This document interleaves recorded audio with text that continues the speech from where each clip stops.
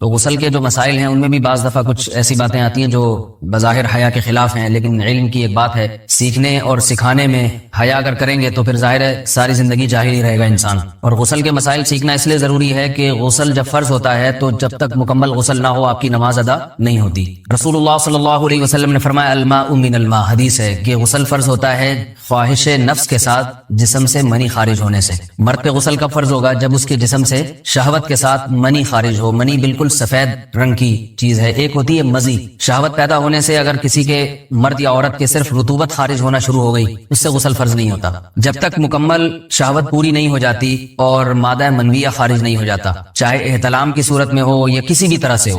مردوں کے ساتھ چونکہ یہ بہت زیادہ ہوتا ہے نائٹ فال کی صورت میں، مردوں پر غسل کی یہ صورت بہت زیادہ فرض ہوتی ہے۔ جیسے ہی بلوغت ہوتی ہے تو احتلام شروع ہو جاتا ہے، ہفتے میں 1 دفعہ 2 دفعہ 3 دفعہ، بعض نوجوانوں کو روزانہ بھی 2 دفعہ ہوتا ہے، جبکہ خواتین میں یہ والے غسل کی صورت بہت ہی کم ہوتی ہے کہ ان کو نائٹ فال ہو یا اس طرح سے غسل فرض ہو۔ ہزاروں میں کسی ایک عورت کے ساتھ ایسا ہوتا ہے۔ ایک صورت تو یہ ہے غسل فرض ہونے کی۔ دوسری صورت کیا ہے کہ جب انسان اپنی زوجہ کے ساتھ ملاپ کرے اور انٹرکورس ہو جائے، چاہے اس صورت میں ڈسچارج دونوں میں سے کوئی ہو یا نہ ہو، لیکن دونوں پہ غسل فرض ہو جائے گا، مرد پہ بھی اور عورت پہ بھی۔ یہ تو مردوں کے غسل کے فرض ہونے کا۔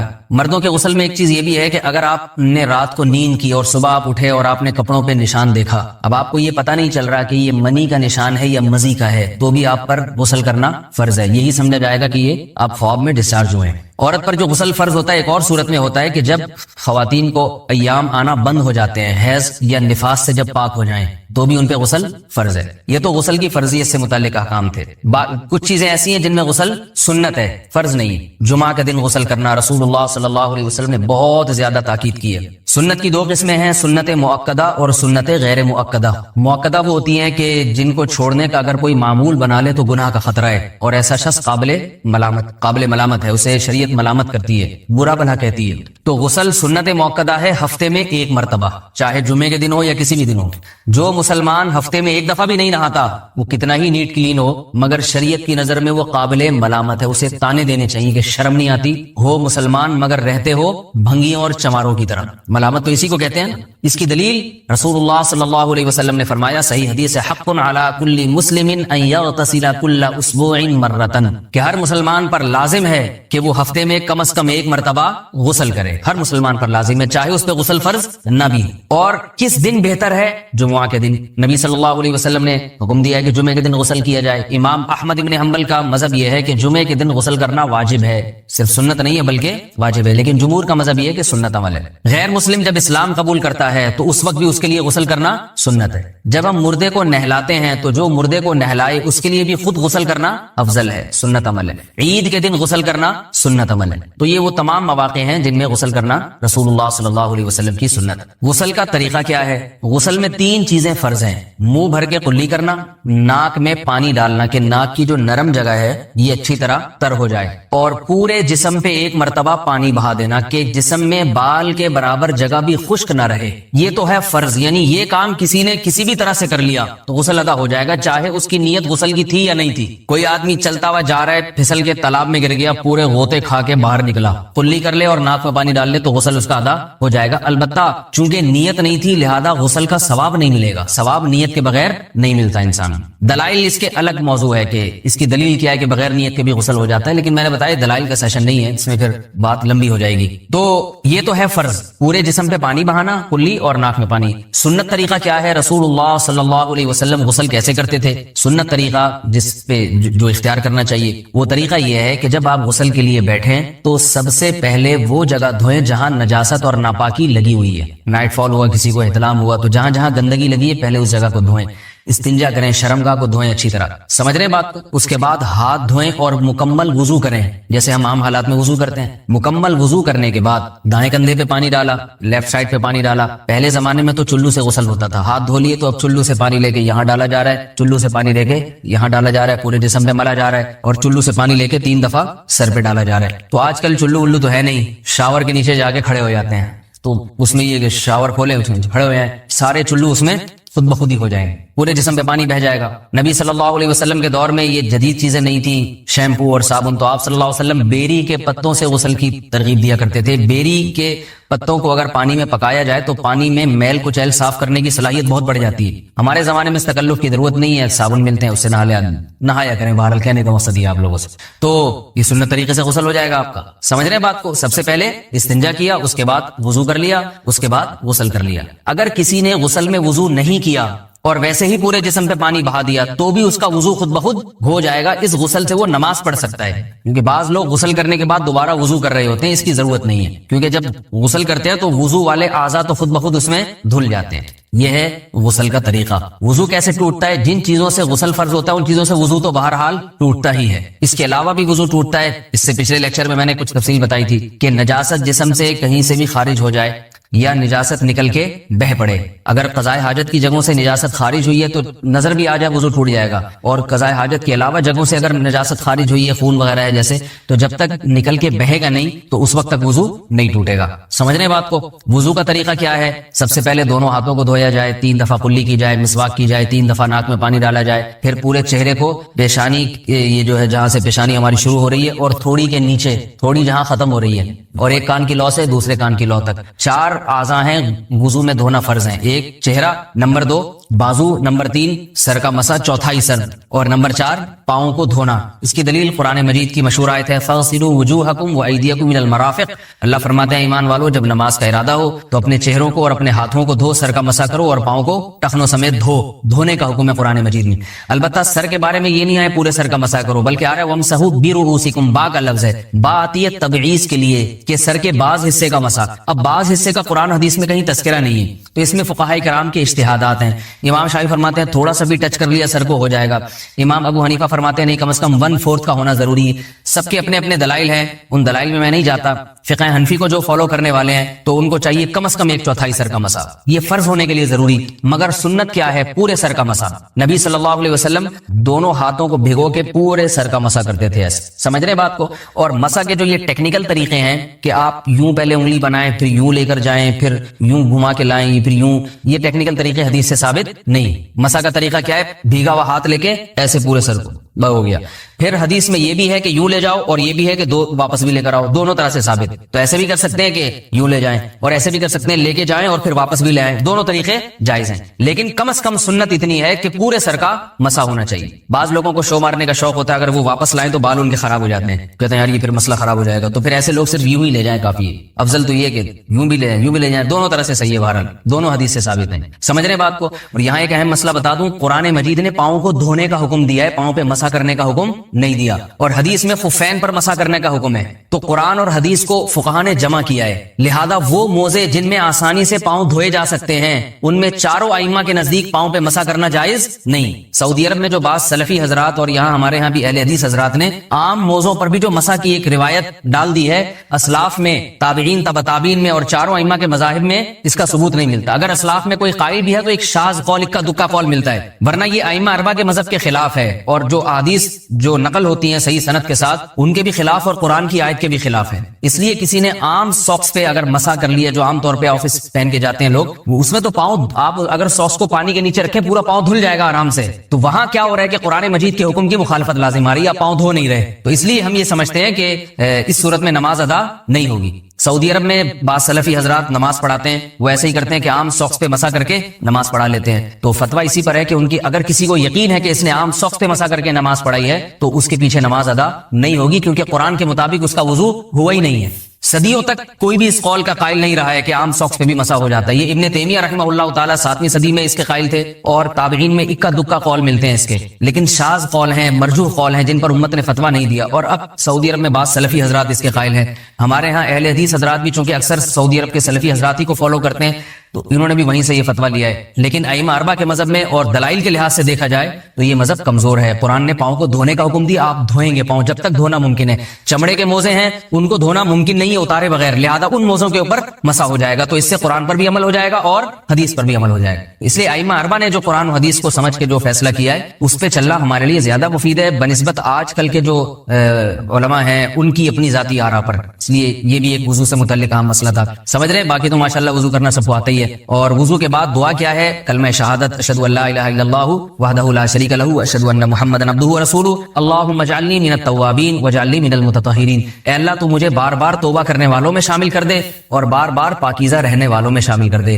توبہ اس لیے کہ میں نے ظاہری طہارت تو حاصل کر لی, مجھے روحانی طہارت بھی عطا کر دے. اگر میں نے گناہ کیے ہوں تو مجھے ان سے بھی توبہ کی توفیق عطا فرما لے, تاکہ اس لحاظ سے بھی میرا وضو ہو جائے, اس لحاظ سے بھی میں پاک ہو جاؤں. سبحانک اللہم و بحمدک نشہد ان لا الہ الا انت نستغفرک و نتوب الیک. غسل کے وضو سے نماز پڑھ سکتے ہیں. جو وضو ہم غسل شروع کرنے سے پہلے کرتے ہیں, کیا اس وضو سے نماز ہو جائے گی یا غسل کرنے کے بعد نماز پڑھنے کے لیے دوبارہ وضو کرنا ہوگا؟ جاوید صاحب انڈیا سے. اگر آپ نے غسل کرنے سے پہلے وضو کر لیا اور پھر دوبارہ غسل کیا تو ویسے ہی آپ کا وضو ہو گیا, دوبارہ وضو کی ضرورت نہیں ہے. اور اگر آپ نے غسل کرنے سے پہلے وضو نہیں بھی کیا لیکن نہاتے ہوئے آپ کے جسم کے چاروں اعضاء دھل گئے, جیسے سر تو دھل ہی جاتا ہے, چہرہ بھی دھل جاتا ہے, بازو بھی اور پاؤں بھی, تو پھر بھی آپ کا وضو ہو گیا, تو اس سے بھی آپ نماز پڑھ سکتے ہیں, دوبارہ وضو کرنے کی ضرورت نہیں ہے. لیکن سنت یہی ہے کہ غسل سے پہلے باقاعدہ وضو کیا جائے پھر غسل کیا جائے, تو بہتر یہی ہے. لیکن اگر کسی نے سنت پر عمل نہیں کیا, ڈائریکٹ ویسے ہی نہا لیا, تو بھی خود بخود اس کا وضو ہو جائے گا اور اس کو دوبارہ وضو کرنے کی ضرورت نہیں ہے.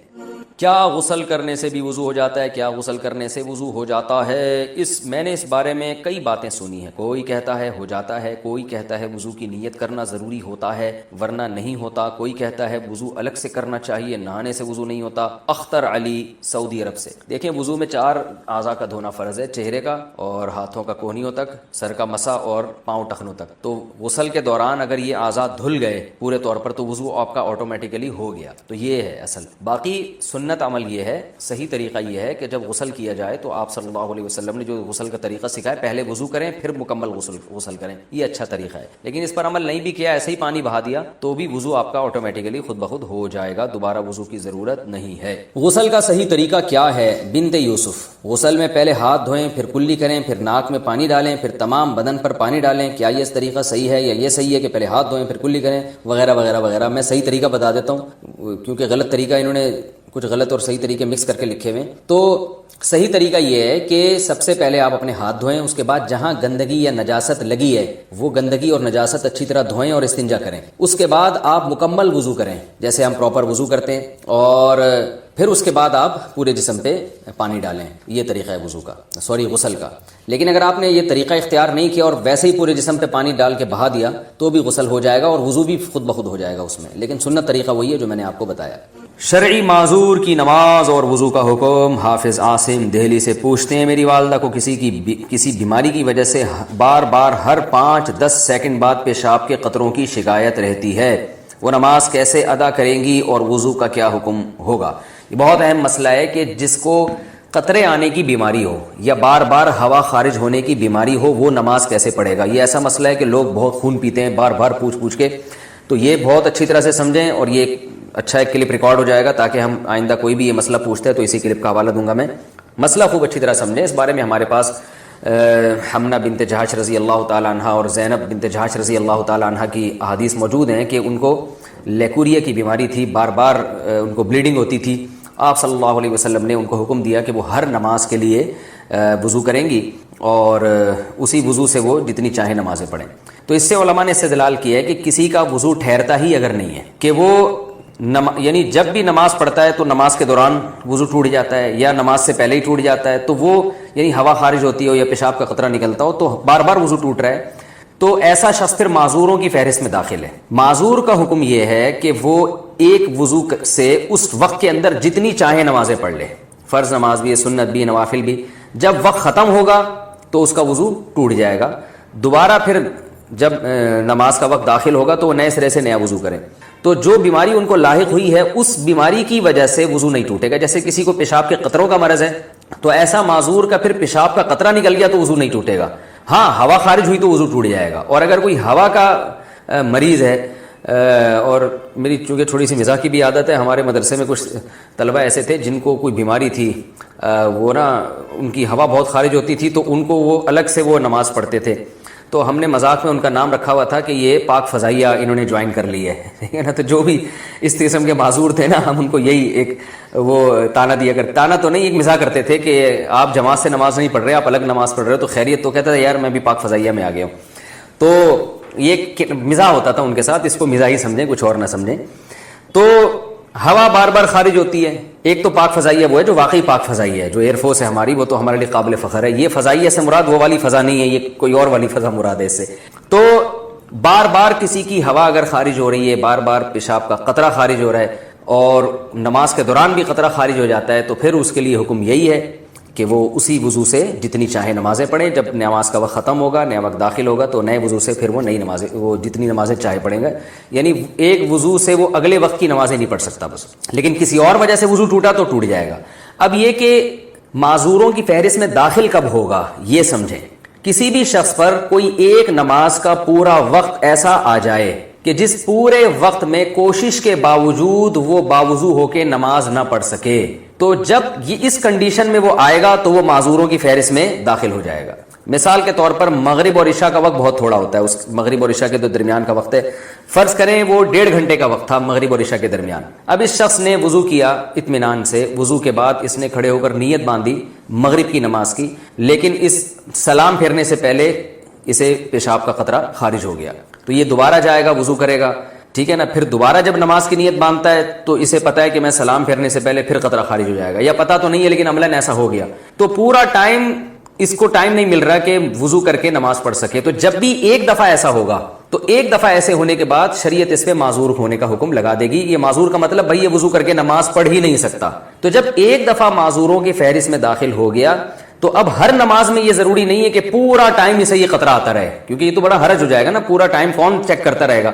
تو ایک دفعہ جب معذوروں کی فہرست میں داخل ہو گیا تو اب وہ ہمیشہ کے لیے معذوروں ہی کی فہرست میں رہے گا.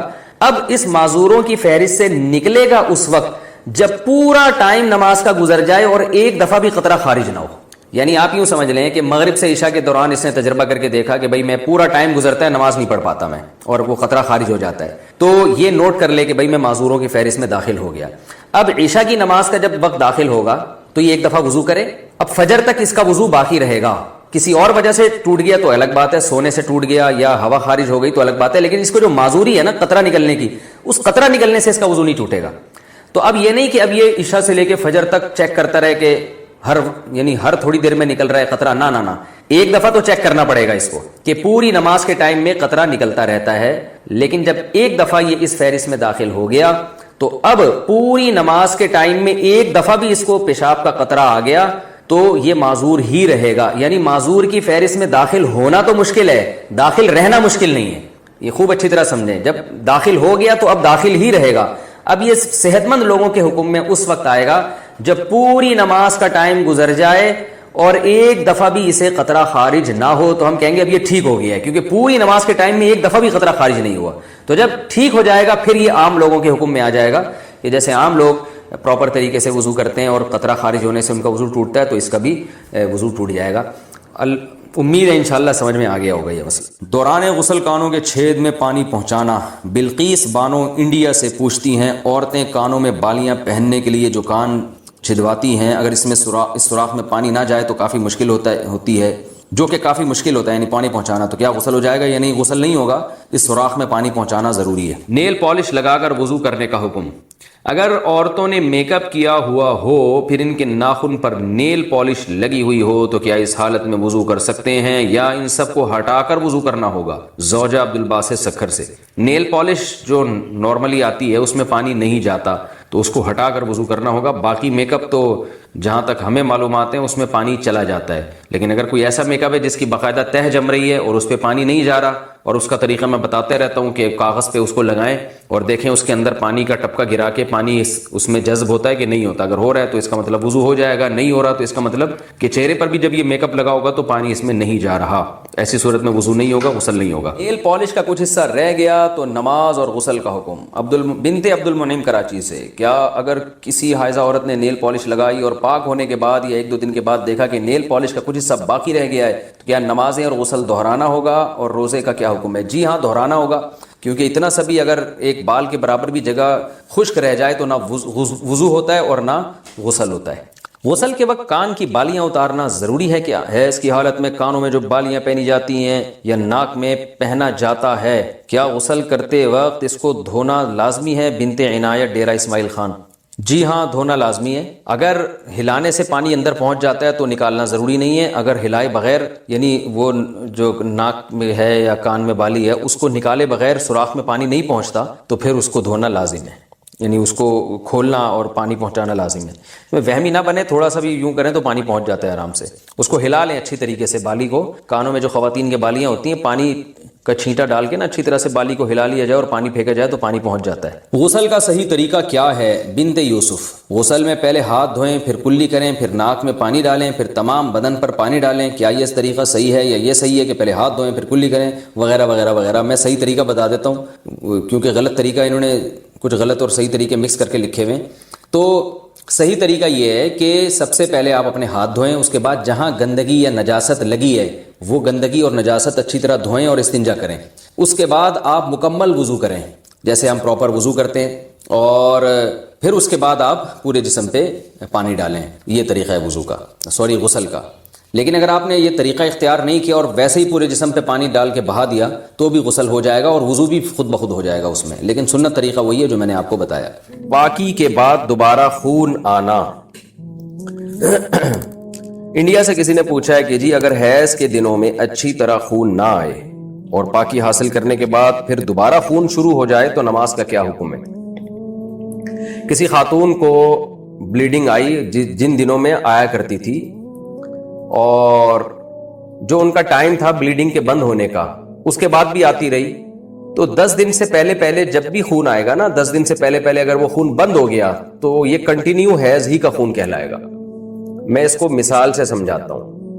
دیکھیں کسی خاتون کی عادت ہے 5 تاریخ سے لے کے ان کو 10 تاریخ تک خون آتا ہے. اگلے مہینے 5 تاریخ کو خون شروع ہوا، 10 تاریخ کے بعد بھی کنٹینیو رہا، 11 تاریخ کو آیا، 12 تاریخ کو آیا، تو یہ کنٹینیو حیض ہی ہے. اب اگر 15 تاریخ سے پہلے بند ہو گیا تو اس کا مطلب 10 دن سے پہلے بند ہو گیا، تو جتنے دن میں بند ہوا وہ سارے دن حیض ہی کے کہلائیں گے. 7 دن میں بند ہوا تو 7 دن حیض کے. اگلے مہینے یہ سمجھا جائے گا بھئی اس خاتون کی عادت چینج ہو گئی، اب 7 دن حیض کے ہو گئے. لیکن خوب سمجھ لیں، اگر کسی خاتون کی عادت تھی 5 تاریخ سے لے کے 10 تاریخ تک حیض آنے کی، اب اس مہینے کیا ہوا کہ 5 تاریخ سے لے کے 10 تاریخ تک، پھر 11 کو بھی، 12 کو بھی، 13 کو بھی، 14 کو بھی، 15 کو بھی، اب 10 دن ہو گئے. 10 دن کے بعد 16 کو بھی خون آیا ہے، اس کا مطلب 10 دن سے زیادہ آ گیا. تو 10 دن سے زیادہ کبھی بھی حیض نہیں ہوتا. تو یہ اس کی علامت ہوگی کہ یہ جو ان کی عادت تھی نا 5 دن خون آنے کی، وہ تو خون کے دن کہلائیں گے. 5 دن سے زیادہ جو خون آیا ہے وہ خون استحاضہ کا کہلائے گا. لہذا اس میں جو نمازیں انہوں نے چھوڑی ہیں ان کی قضا ان پر لازم ہوگی. جیسے 5 تاریخ کو خون آیا، 10 تاریخ کو بند ہونا تھا، عادت ان کی یہی تھی کہ 10 تاریخ کو بند ہو جاتا تھا، اس دفعہ نہیں ہوا. تو اگر 10 دن تک کنٹینیو خون آتا رہا، یعنی 15 تاریخ تک خون آتا رہا اور 15 تاریخ سے تجاوز کر گیا، تو پھر یہ سمجھا جائے گا کہ یہ سارا اضافی خون یہ استحاضے کا ہے، یہ حیض کا نہیں ہے. لہذا 5 دنوں میں جو اضافی نمازیں چھوڑی ہیں انہوں نے، وہ نمازیں ان کو لوٹانی پڑے گی، قضا کرنی پڑے گی. اور اگر 15 تاریخ سے پہلے بند ہو گیا تو اس کا مطلب کنٹینیو 10 دن سے زیادہ نہیں آیا، 10 دن سے پہلے بند ہو گیا تو وہ سارے حیض ہی کا خون کہلائے گا. تسہیل بہشتی زیور کتاب خواتین کو چاہیے گھر میں رکھیں حیض و نفاس کے مسائل سمجھنے کے لیے. حیض و نفاس کے مسائل ایک دفعہ اچھی طرح سے سمجھ لیں تو بہت اس میں خواتین کو مہارت ہو جاتی ہے. تو بہشتی زیور میں بڑے آسان انداز سے لکھے ہوئے ہیں حیض و نفاس کے مسائل. آج کل شرعی مسائل کی طرف لڑکیوں کی توجہ ہی نہیں ہے. ڈاکٹر بن رہی ہیں، انجینئر بن رہی ہیں، طہارت کے احکام اسلام تو آپ کو طہارت کے احکام بھی بتاتا ہے نا. تو آپ کو میڈیکل کالج میں تھوڑی بتائی جائیں گے یہ حیض و نفاس کے شرعی احکام کیا ہیں. تو یہ تو میڈیکل سائنس کا ٹاپک ہی نہیں ہے، نہ یہ آپ کو فزکس کیمسٹری میں یہ چیزیں سکھائی جائیں گی. یہ چیز شرعی احکام ہے. نماز کا طریقہ کیا ہے، غسل کا طریقہ کیا ہے، یہ ڈاکٹر تھوڑی بتائیں گے آپ کو. ڈاکٹر کی نظر میں تو ڈیٹول سے نہا لو، پانی سے نہا لو، ایک ہی بات ہے، دونوں میں جراثیم مر جاتے ہیں. لیکن اسلام یہ کہتا ہے آپ کو پانی سے نہانا پڑے گا، غسل پانی سے کرنا پڑے گا آپ کو. تو اس لیے حیض و نفاس کے مسائل خواتین سیکھیں. دینی تعلیم اتنی حاصل کرنا فرض ہے جس کا آپ کے روزمرہ کے شرعی مسائل سے تعلق ہے. طلب العلم فریضۃ علی کل مسلم و مسلمہ. نبی نے فرمایا کہ ہر مسلمان مرد اور عورت پر علم کا سیکھنا فرض ہے. تو اس کی تفسیر میں تشریح میں علماء کہتے ہیں آپ کو جن مسائل کی روزمرہ ضرورت پیش آتی ہے چاہے مرد ہو یا عورت، تو وہ علم آپ پر سیکھنا فرض ہے. تو حیض و نفاس تو خواتین کو واسطہ پڑتا ہے اس سے تو لہذا ان پر لازم ہے کہ وہ یہ مسائل سیکھیں اور بہشتی زیور رکھ لیں. تسہیل بہشتی زیور، جامع ترشید نے بہشتی زیور کو آسان کر کے چھاپا ہے، وہ کتاب رکھ لیں. پھر کوئی بات سمجھ میں نہ آئے تو پھر علماء سے رجوع کریں. لیکیوریا میں ہر بار کپڑا پاک کرنا ہوگا. میں نے لیکیوریا کے بارے میں آپ کی ویڈیو دیکھی تھی جس میں آپ نے بتایا تھا کہ ہر نماز سے پہلے پاکی حاصل کرنی چاہیے. تو اگر شلوار پر ناپاکی لگ گئی ہے تو کیا ہر دفعہ نماز سے پہلے اسے بدلنا یا دھونا ضروری ہوگا یا کیا حکم ہوگا؟ مریم صاحبہ کراچی سے.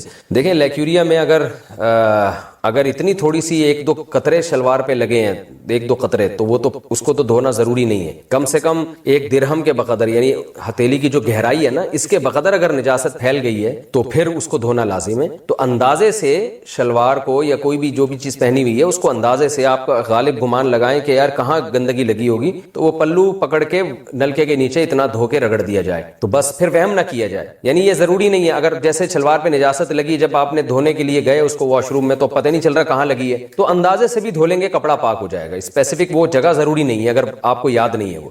تو ایک غالب گمان، ایک اندازہ لگائیں کہ یہاں شلوار میں ناپاکی لگی ہوگی. اس کے بعد اس کو آپ نے تھوڑا سا پانی سے ایسے کر کے نلکا پہ پانی بہایا اور تھوڑا رگڑ کے نچوڑ دیا، تو بہانے سے پانی جو ہے وہ پاک ہو جاتا ہے، کپڑا پاک ہو جاتا ہے پانی بہانے سے. اگر کوئی عورت کسی اگر کوئی خاتون خود لذتی کرے اور انزال نہ ہو تو ایسی صورت میں غسل فرض ہوگا یا نہیں؟ حیا کے خلاف مسئلہ ہے لیکن آج کل پوچھا جا رہا ہے بہت زیادہ. تو یہ بیماری آج کل عورتوں میں بھی آ گئی ہے خود لذتی کی. تو اگر انزال نہیں ہوتا، ڈسچارج نہیں ہوتی تو غسل فرض نہیں ہے. اگر ڈسچارج ہو جاتی ہے تو پھر غسل فرض ہوگا اور گناہ بھی ہوگا، توبہ استغفار کرنا چاہیے. تو یہ ہینڈ پریکٹس وغیرہ یا ان چیزوں کی طرف نہ لڑکے کے لیے جانا جائز ہے نہ لڑکیوں کے لیے جانا جائز ہے. یہ بالکل حرام ہے، اسلام میں اس کی بالکل اجازت نہیں ہے. سورہ قد افلح المؤمنون میں بھی اللہ نے حکم دیا اور سورہ معارج میں بھی کہ الا علی ازواجہم، کہ مرد اپنی بیوی کے علاوہ اور عورت اپنے شوہر کے علاوہ کسی تیسرے راستے سے اپنی خواہش پوری نہیں کر سکتے، نہ ہاتھ کے ذریعے نہ کسی اور ذریعے سے. تو اور حضرت عثمان ابن مظعون رضی اللہ تعالیٰ عنہ، یہ بھی صحیح حدیث ہے، فرماتے ہیں ہم سفر میں ہوتے تھے، بیویوں سے دور ہوتے تھے، تو ہم پہ عورت کی جدائی بہت شاق گزرتی تھی، اپنی شہوت پہ کنٹرول کرنا بہت مشکل تھا. ہم نے نبی سے اجازت مانگی کہ ہم اپنے آپ کو کسی طرح خصی کر دیں، نامرد بنا دیں، تو آپ صلی اللہ علیہ وسلم نے اس سے منع کیا ہمیں. اب آپ دیکھیں حضرت عثمان ابن مظعون اتنی شدید کنڈیشن میں کہ اپنے آپ کو نامرد کرنے کے لیے وہ تیار ہو گئے تھے.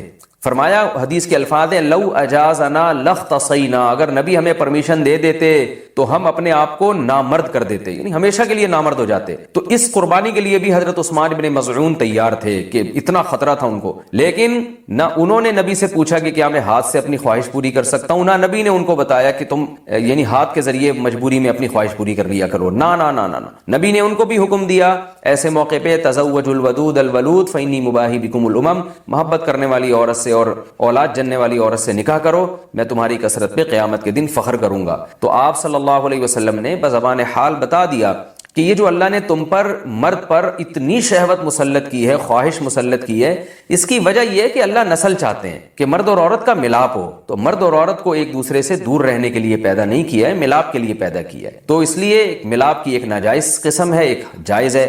ناجائز ہے گرل فرینڈ بوائے فرینڈ، یہ حرام ہے. ولا متخذاتی اخدان، ولا متخذی اخدان قرآن کے الفاظ ہیں، کسی لڑکی سے تمہیں دوستی کی اجازت نہیں ہے. اور جائز طریقہ کیا ہے جو سورہ مومنون میں اور سورہ معارج میں اللہ نے بیان کیا، الا علی ازواجہم، کہ اپنی بیوی بنا کے اپنی خواہش اس سے پوری کرو.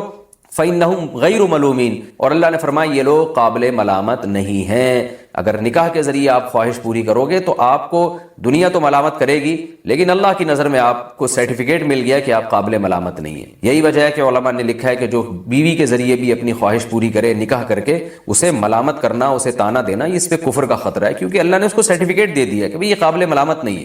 تو اپنی جانوں پہ ہم سب کو رحم کرنا چاہیے. زنا معاشرے میں بہت تیزی سے پھیل رہا ہے. کو ایجوکیشن سسٹم نے تو ہمارے فیملی سسٹم کو تباہ و برباد کر دیا ہے. تو اللہ میاں نے جو اجازت دی ہے الا علی ازواجہم او ما ملکت ایمانہم، اور کیا فرمایا فمن ابتغى وراء ذلک، جو نکاح کے علاوہ، اللہ نے ذالکہ جو ہے نا اس میں اشارہ ہے، ہاتھ سے اشارے کے وقت یہ ذالکہ کا لفظ استعمال کیا جاتا ہے. گویا اللہ نکاح کی طرف نا بیوی کی طرف اشارہ کر کے کہہ رہے ہیں کہ اس کے علاوہ کوئی اور راستہ اگر تم نے اختیار کیا.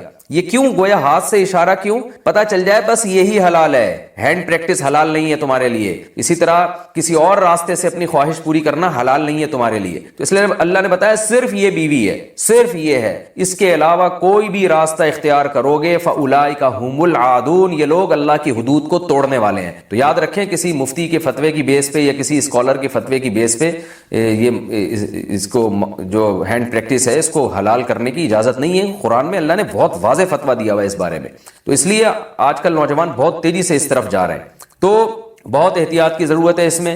یہ نوجوانوں کا مسئلہ ہے, آج کل بہت زیادہ پوچھتے ہیں کہ جی ہینڈ پریکٹس کی عادت پڑ جاتی ہے, تو کہتے ہیں میں نے یوٹیوب پر اس عمل سے بچنے کے لیے کافی سرچ کیا کہ کوئی طریقہ مجھے مل جائے, لیکن صرف وظیفے ہی بتائے گئے ہیں. تو کیا اس سے بچنے کے لیے صرف وظیفے کام آتے ہیں, کوئی اور حل ہے؟ انڈیا سے کسی نے پوچھا. یہ مسئلہ یہ ہے کہ یہ وظیفوں سے نہیں چھوٹتی ہے بیماری, وظیفوں سے تو اس کا کوئی تعلق نہیں ہے. سب سے پہلی بات تو یہ جلد سے جلد شادی کریں آپ.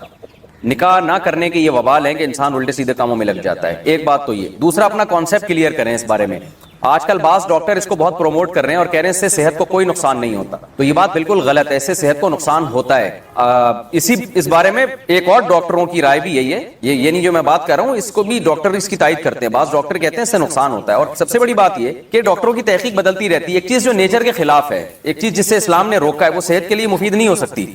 ایک پروسیس رکھا ہے نا, ایک نیچرل پروسیس رکھا ہے, آپ اس سے ہٹ کے کسی اور طرح سے اپنے آپ کو ڈسچارج کرنا شروع کر دیں تو یہ کیسے پاسبل ہے کہ نقصان نہیں ہوگا؟ ڈاکٹر کہہ رہے ہیں نقصان نہیں ہے, کل یہی ڈاکٹر کہیں گے تباہی بربادی ہو رہی ہے. تو پہلی بات تو اپنا ایک کانسیپٹ کلیئر کریں کہ اس سے صحت کو نقصان ہوتا ہے, کیونکہ اگر آپ نے یہ مان لیا نا کہ نقصان نہیں ہوتا تو پھر موٹیویشن اور زیادہ کمزور ہو جاتی ہے. اس سے انسان کہتا ہے کہ کوئی نقصان تو ہے نہیں تو کرتے رہو. تو آخرت کا تو نقصان ہے, دنیا کا بھی اس میں نقصان ہے آپ کا, اور وہ نقصان مینٹلی بھی نقصان ہوتا ہے اور باڈی کو بھی نقصان ہوتا ہے. اس پہ میں دلائل سے کلپ ریکارڈ کروا چکا ہوں, ابھی میں اس کی ڈیٹیل میں نہیں جاؤں گا. آپ میرا وہ کلپ سن سکتے ہیں, یوٹیوب چینل پہ موجود ہے وہ, کہ اس سے باڈی کو, صحت کو کیا کیا نقصانات ہوتے ہیں.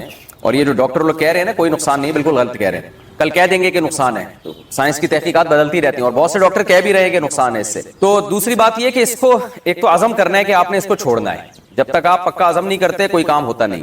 دوسرا کام آپ نے یہ کرنا ہے کہ جی آپ یہ دیکھیں کہ کن اوقات میں آپ اس عمل میں زیادہ مبتلا ہوتے ہیں. عام طور پہ نوجوان جب رات سونے کے لیے لیٹتے ہیں تو نیند نہیں آ رہی ہوتی, تو پھر اس طرف دماغ جانا شروع ہو جاتا ہے. تو آپ نے سونے کے لیے اسی وقت لیٹنا ہے جب گہری نیند آنا شروع ہو جائے, اور لیٹتے آپ موبائل دور رکھیں اپنے آپ سے, اور لیٹتے ہی آپ کی آنکھ لگ جائے. ایسا ٹائم ہونا چاہیے. کتاب بھی رکھیں اپنے سامنے, اپنے سرہانے پر کتاب کا مطالعہ کرتے کرتے سو جائیں. اسٹڈی کرتے ہوئے بہت اچھی نیند آ جاتی ہے انسان کو. ایسے تکیہ لگایا, اسٹڈی کرنا شروع کیا اور سو گئے. یہ کام بھی کریں آپ. دوسرا کام کیا کرنا ہے آپ نے, ایکسرسائز کی عادت ڈالیں. آدمی جب مینٹلی ہیلدی ہوتا ہے نا تو یہ الٹے سیدھے کاموں میں نہیں لگتا وہ, اور اپنے آپ کو جب اچھے کاموں میں تھکاتا ہے تو برے کاموں سے اپنے آپ کو بچاتا ہے. صبح اٹھ کے زبردست قسم کی جاگنگ کریں, اور شام کے ٹائم پہ آپ جم جائیں, خوب اپنے آپ کو تھکائیں. اس کے بعد اچھی خوراکیں کھائیں, آپ کو اچھی نیند آئے گی. پھر جب آپ کی باڈی بننا شروع ہوگی, آپ شیشے میں اپنے آپ کو دیکھیں گے کیسا ہینڈسم اسمارٹ نظر آ رہا ہوں میں, تو ہر وہ کام سے آپ کو بچنے کا جذبہ پیدا ہوگا جو آپ کی باڈی کے لیے, آپ کی مینٹلی صحت کے لیے نقصان دہ ہوگی. یہ بھی کرنا چاہیے. ایک بات یہ بھی سوچنا چاہیے کہ جو لوگ اس عمل میں مبتلا ہوتے ہیں, نکاح کے بعد ان کو زوجہ سے ہم بستری میں جو لذت آنی چاہیے, جس پیک کی لذت آنی چاہیے, اس سے وہ محروم ہو جاتے ہیں. اور یہ بھی ہے کہ جب یہ زیادہ عادت پڑتی ہے نا تو نکاح کے بعد بھی یہ کام پھر چھوٹتا نہیں ہے. یعنی شادی کے بعد بھی یہ انسان اسی سے سیٹسفائی ہوتا ہے, تو بہت ٹائم لگ جاتا ہے پھر چھوڑنے میں اس کو. تو اور ایک اہم کام یہ بھی کرنا ہے کہ یہ جو ہینڈ پریکٹس کی عادت پڑتی ہے لڑکوں کو, بدنظری کی وجہ سے پڑتی ہے. آپ نے فوج فلمیں دیکھی, لڑکیوں کو دیکھ رہے ہیں, ادھر ادھر آپ غلط چیزوں کو دیکھ رہے ہیں. ظاہر ہے شہوت بھڑکتی ہے, پھر اسے انسان جب تک پورا نہ کرے تو سیٹسفائی نہیں ہوتا. تو یہ سارے اس کے نقصانات ہیں. یہ سب کام جب آپ کریں گے, یہ سب جو سوچنے کا کام ہے وہ سوچیں گے, اور جو کرنے کا کام ہے آپ وہ کریں گے. ٹائم پہ سونا, ٹائم پہ اٹھنا, جاگنگ کرنا, جم جانا, پھر مفید کاموں میں اپنے آپ کو خرچ کرنا, اسٹڈی, مطالعہ, کوئی نئی زبان سیکھنا شروع کر دیں. تو جب آپ اپنے آپ کو بزی رکھیں گے, اور سب سے پہلے شادی کی جلد سے جلد فکر کرنی ہے آپ نے. اچھا, بعض حکیم لوگ ڈرا دیتے ہیں کہ جی آپ تو یہ کرتے ہیں تو آپ تو شادی کے قابل ہی نہیں ہو. بھائی آپ کو تو زیادہ ضرورت ہے شادی کی, آپ کی برائی چھوٹے گی نہیں جب تک آپ شادی نہیں کر لیتے. یعنی صحیح پورا ویش اس برائی سے بچنے کا تو جو صحیح پراپر طریقہ ہے وہ تو یہی ہے. تو یہ سارے راستے آپ اختیار کریں. پھر بھی اگر گناہ ہو جاتا ہے تو اللہ تعالیٰ سے توبہ استغفار کریں. اور ایک اہم بات یہ کہ اپنے اوپر کوئی جرمانہ بھی رکھیں. یہ جتنے میں نے پوائنٹ بتائے نا, آپ ایک کاپی میں لکھ لیں سارے کے سارے. ایک جرمانہ بھی رکھیں, یا روزہ رکھ لیا کریں کہ بھائی میرے سے جب یہ گناہ ہوگا میں کل ایک روزہ رکھوں گا اس کے بعد, یا میں اتنے پیسے صدقہ کروں گا. تو سزا بھی دیں اپنے آپ کو. اس طرح انشاءاللہ آہستہ آہستہ یہ گناہ چھوٹ جائے گا. اور اس کے ساتھ صبح شام ذکر اللہ, کوئی وظیفہ نہیں, جو لا الہ الا اللہ کی تسبیح ہے اس کی بھی پابندی کریں اور اہل اللہ کے بیانات بھی سنا کریں. انسان میں جب اللہ کا خوف ہوتا ہے تو گناہ سے بچنا اس کے لیے آسان ہوتا ہے. باقی یہ خوب سمجھ لیں اس کا تعلق وظیفوں سے نہیں ہے، یہ ایک باڈی کی ریکوائرمنٹ ہوتی ہے. جب حلال نہیں ملتا تو پھر گند میں منہ مارتا ہے ہر آدمی. اچھا بھائی کہتے ہیں کہ کیا مجزنی کا گناہ ماں باپ کو بھی ملتا ہے؟ کیا مجزنی سے صرف بچوں کو گناہ ملتا ہے؟ ان کے والدین بھی اس گناہ میں شامل ہوتے ہیں؟ اگر بچہ کما رہا ہے، اس کو رشتہ مل رہا ہے اور پھر بھی ماں باپ اس کو شادی نہیں کرنے دیتے، پھر اگر وہ بچہ کسی بھی گناہ میں مبتلا ہوگا تو ماں باپ بھی برابر کے مجرم ہوں گے. لیکن اگر بچے میں استطاعت ہی نہیں ہے نکاح کرنے کی تو پھر اگر ماں باپ نکاح نہیں کرتے اس کا تو ماں باپ پہ اپنے خرچے پہ بیٹے کا نکاح کرنا لازم نہیں ہے. ہاں بیٹی کا تو لازم ہے، بیٹے کا لازم نہیں ہے. تو پھر ایسی صورت میں ماں باپ گناہگار نہیں ہوں گے کیونکہ وہ تو آپ میں ہی ایبلٹی نہیں ہے نکاح کرنے کی، تو ماں باپ کا کیا قصور ہے اس میں؟ تو لیکن اگر آپ میں قابلیت ہے اور آپ کو رشتہ مل رہا ہے، اس کے باوجود بھی ماں باپ رکاوٹ بن رہے ہیں کہ نہیں جی جب تک اتنی سیلری نہیں ہو جاتی، اتنا نہیں کما لیتے، ہم نہیں کریں گے، پھر ماں باپ بھی مجرم ہوں گے. پھر اولاد سے اگر کوئی گناہ ہوتا ہے تو یہ بات لکھی ہوئی ہے اور شریعت کے اصول کے مطابق بھی ہے کہ پھر جو ہے اگر اولاد کوئی گناہ کرتی ہے تو اولاد بھی گناہگار ہوگی اور اس میں ماں باپ بھی ان کے ساتھ شریک ہوں گے.